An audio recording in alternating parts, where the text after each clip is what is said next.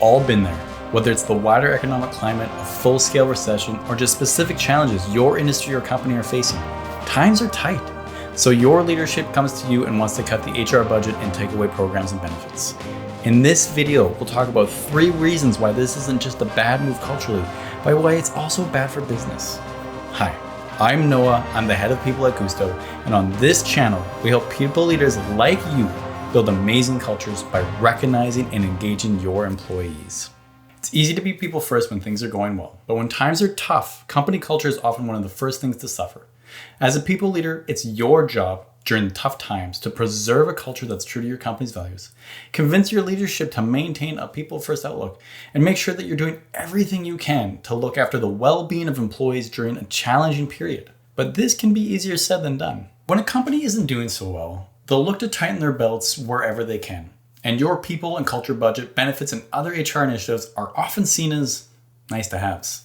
Your leadership team will look at costs in other areas like production, marketing, sales, tech as essentials that can't be cut. This is because they have a very clear causal relationship with how your work gets done. If you use project management software, it helps keep your projects aligned. Plants and machinery help your products get made. Expenses for your sales managers help you land clients. Your health and wellness programs, your holiday party, your recognition program, and everything else you put money into on the culture side of things don't have that same causal relationship.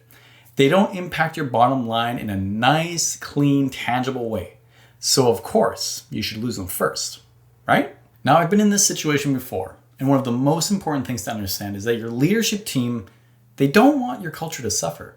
It's their job to make sure the business stays afloat. And if that means scaling back spending on perks and benefits, then that might seem easier than scaling back on other things. And as a people leader, you might even think that you should go along with it. You want to be a team player and make the sacrifices where you can. But what I've learned over the years, and what your leadership team really needs to understand, is that these cuts aren't just bad for your culture, but they can actually hurt your bottom line. And here's why. So let's talk about 3 reasons why you shouldn't cut budget to HR programs. So first, cutting back on culture hurts retention. It's important to understand that cutting back on your budget could and probably will hurt employee retention. In tough times, you don't just have to worry about finding enough money to keep your business going. You actually need to worry about keeping your people. If your business is struggling, your employees are likely considering their options. And you need your top talent to stay to help you through the tough times. Even when there's talk of business difficulties in the air, your employees might be worried and start eyeing the exit door. Cutting perks and benefits sends the message that they're correct to do so. And if you cut something that really matters to them, it might just be the final straw that makes them go elsewhere. So number 2, the cost of turnover negates any potential savings. So what's worse is if that turnover does increase, any of those savings that you made from cutting costs, it's gone. Those programs are completely wiped out. If important employees leave because you've cut their benefits, think about what you lose in terms of experience and skill and the cost to replace that. The average cost of replacing an employee is about 38% of their salary, and that only goes up for more senior employees. Now that negates any savings you might have gotten from scaling back your programs, and probably then some. Hey, hope you're enjoying this video, and if you are, feel free to hit that like and subscribe so you don't miss our next one. And number 3, people need these programs more than ever. You need to realize that in a challenging period, the programs and initiatives your department invests in play a more vital role in supporting employees than ever. If you cut back on learning and development, for example, your people won't be able to upskill and handle any new responsibilities and challenges.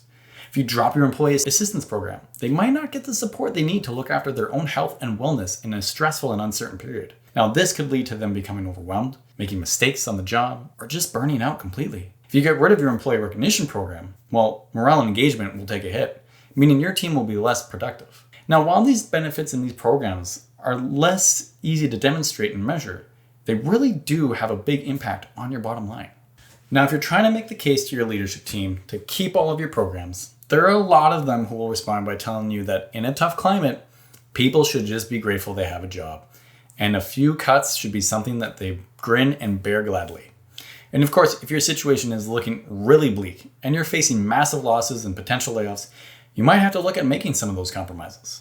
But where possible, you need to encourage your leaders to look at the bigger picture. After all, you don't want to just survive the economic downturn. You want to be in a position that you can thrive after it. That means keeping the talent and the culture you need to be competitive through the good times and the bad. Posting healthy profits to your shareholders in the short term Won't matter much if your business bleeds talent in the long term.